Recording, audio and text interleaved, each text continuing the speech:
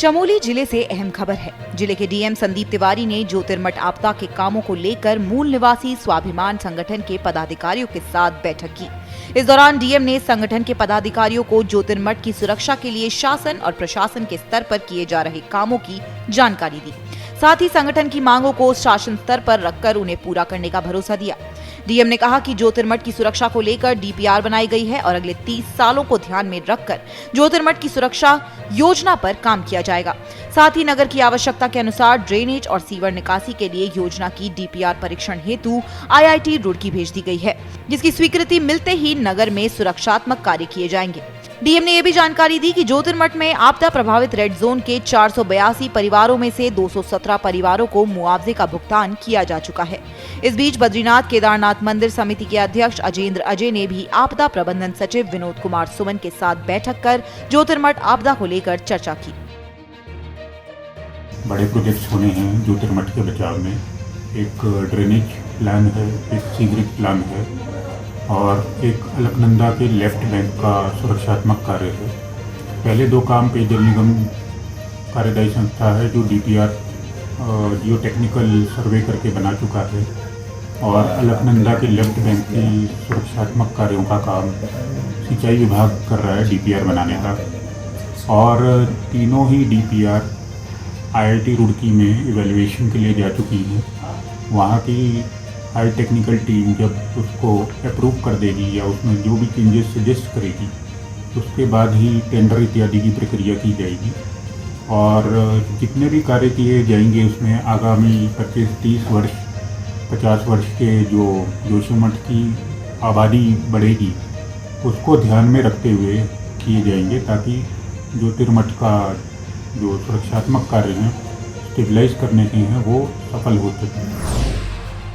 पौड़ी के Nagdev range one range में घुरड़ हिरण के अवैध शिकार के मामले में वन विभाग की टीम ने 2 आरोपियों को गिरफ्तार किया है, जबकि 2 आरोपी फरार चल रहे हैं। अवैध शिकार का खुलासा तब हुआ जब वन विभाग की टीम ने एक आरोपी के घर में फ्रिज से 5 किलो मांस बरामद किया। साथ ही खुर व खाल भी मिली। आरोपियों के नाम साजिद और तुला बहादुर है। डीएफओ के मुताबिक हिरन प्रजाति में घुरड़ संकटग्रस्त श्रेणी में है। वन्य जीव संरक्षण के तहत इसका शिकार करना प्रतिबंधित है। उत्तरकाशी में हर्षिल सेब महोत्सव के शुभारंभ पर पहुंचे राज्यपाल गुरमीत सिंह। राज्यपाल ने महोत्सव में लगाए गए सेब स्टॉल सहित विभिन्न विभागों के स्टॉलों का निरीक्षण किया। इस दौरान उन्होंने सेब उत्पादक काश्तकारों को सराहा। इससे एक दिन पहले मंगलवार को राज्यपाल ने जादुंग पहुंचकर होम स्टे निर्माण का जायजा लिया। राज्यपाल ने कार्यदायी संस्था गढ़वाल मंडल विकास निगम के साथ जिलाधिकारी मेहरबान सिंह बिष्ट की यहां होम स्टे प्रोजेक्ट निर्माण शुरू कराने की सराहना की। साथ ही यहां हो रहे कार्यों का दस्तावेजीकरण करने को कहा ताकि यहां की योजनाओं से अन्य सीमांत जिलों के वाइब्रेंट विलेज के अधिकारी भी प्रेरणा ले सके। मसूरी समेत प्रदेश भर में पंडित दीनदयाल उपाध्याय की 108वीं जयंती धूमधाम से मनाई गई। मसूरी में लंडौर बाजार स्थित पंडित दीनदयाल पार्क का कैबिनेट मंत्री गणेश जोशी ने लोकार्पण किया। पंडित दीनदयाल की मूर्ति का अनावरण भी किया गया। मंत्री गणेश जोशी ने कहा कि मसूरी लंडौर बाजार के निवासियों की काफी समय से पंडित दीनदयाल पार्क का निर्माण किए जाने की मांग थी, जिसे मसूरी देहरादून विकास प्राधिकरण के सहयोग से पूरा किया गया है।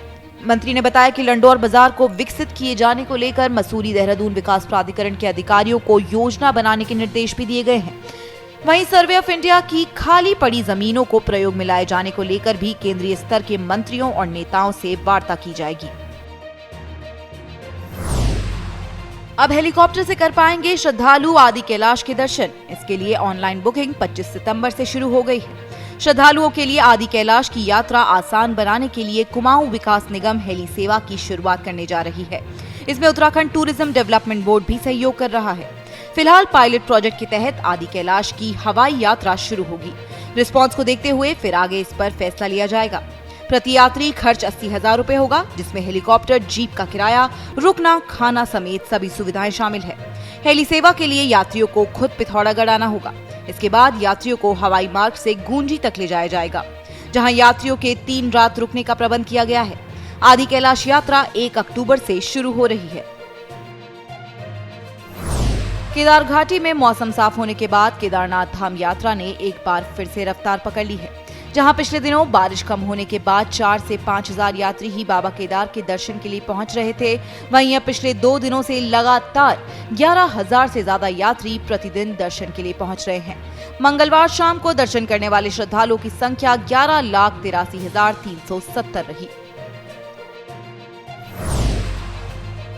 हरिद्वार के ज्वालापुर विधानसभा सीट से विधायक रह चुके बीजेपी नेता सुरेश राठौर इन दिनों विवादों में हैं। सहारनपुर की रहने वाली एक्ट्रेस उर्मिला सनावर से रिश्ता विधायक जी को भारी पड़ गया। उर्मिला खुद को सुरेश राठौर की दूसरी पत्नी बता रही हैं। वहीं पूर्व विधायक सुरेश राठौर ने सनावर पर ब्लैकमेल करने और 25 लाख रुपए मांगने का आरोप लगाते हुए पुलिस में मुकदमा दर्ज कर दिया है। राठौर का कहना है कि वो उर्मिला को 16 लाख रुपए दे भी चुके हैं। इसके बावजूद भी वो ब्लैकमेल कर रही है और झूठे मुकदमे में फंसाने की धमकी दे रही है। पुलिस ने मामले की जांच शुरू कर दी है। आपको बता दें कि पूर्व विधायक और महिला के कई वीडियो वायरल हो चुके हैं। सोमवार को महिला ने वीडियो जारी कर खुद को पूर्व विधायक की पत्नी बताते हुए घर से निकालने का आरोप लगाया था। कुछ वीडियोज में उर्मिला पूर्व विधायक के साथ नाचते गाते और रील बनाते दिख रही है। एक वीडियो में तो नेताजी उनके बाल संवारते भी दिख रहे हैं। हल्द्वानी में विधवा महिला से दुष्कर्म का आरोपी नैनीताल दुग्ध उत्पादन संघ का अध्यक्ष मुकेश बोरा गिरफ्तार हो गया है। मुकेश बोरा की गिरफ्तारी यूपी के रामपुर के चाकू चौक के पास से हुई है। लालकुआं कोतवाली में केस दर्ज होने के बाद से ही मुकेश बोरा फरार चल रहा था। नैनीताल पुलिस की 5 टीमें मुकेश बोरा को दिल्ली, यूपी, हरियाणा और मध्य प्रदेश तक तलाश रही थी। पुलिस ने सर्वेलेंस की भी मदद ली, जिसके बाद 25 दिन बाद बोरा गिरफ्तार हो गया। जिस दौरान गिरफ्तारी हुई, बोरा अपने वकील से मिलने जा रहा था। मुकेश बोरा का मकसद गिरफ्तारी से बचने के लिए सुप्रीम कोर्ट से स्टे लेना था। पुलिस ने बोरा की फरारी में मदद करने वाले 4 लोगों पर भी मुकदमा दर्ज कर दिया है। मुकेश बोरा पर पीड़ित महिला ने अपनी बेटी से भी छेड़छाड़ का आरोप लगाया था, जिसके बाद उसके खिलाफ पॉक्सो एक्ट में भी केस दर्ज किया गया था। मुकेश बोरा जो है लालकुआं में एक बलात्कार के केस में फरार चल रहा था और हमारी टीम ने अभियुक्त मुकेश बोरा को उत्तर प्रदेश के रामपुर से गिरफ्तार किया है। और इस मामले में मुकेश बोरा के साथ में जो अन्य लोग हैं, 4 अन्य लोग, जिन्होंने इसको फरारी के दौरान भगाने में और पुलिस की जो विवेचना के तथ्य हैं वो इससे उजागर किए, उस संदर्भ में 4 अन्य लोगों को भी हमने इस मामले में इसके साथ में विवेचना में शामिल किया। उनके खिलाफ भी जल्दी चार्जशीट करेगी। पुलिस अब मुकेश बोरा के खिलाफ चार्जशीट दाखिल करने की तैयारी में है। वहीं गिरफ्तारी के बाद बोरा ने मीडिया के सामने बयान देते हुए कहा है कि वो बेगुनाह है और उसे राजनीतिक षड्यंत्र के तहत फंसाया गया है। पता है कि कितनी बड़ी साजिश मेरे साथ हुई है।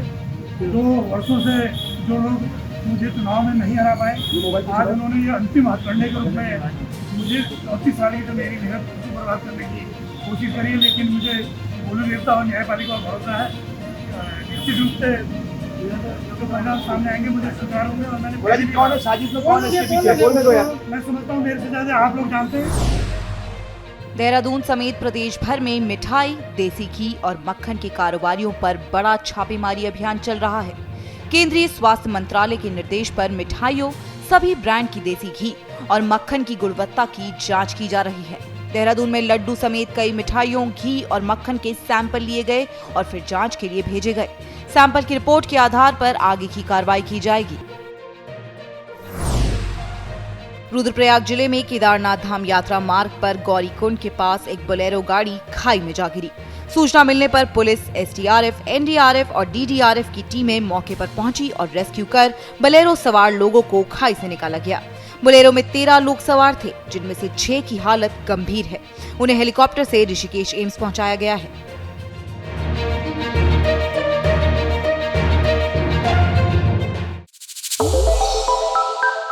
श्रेष्ठ उत्तराखंड पर खबरों से जुड़े रहने के लिए चैनल को सब्सक्राइब और लाइक करें, बेल आइकन दबाएं और देखते रहें श्रेष्ठ उत्तराखंड।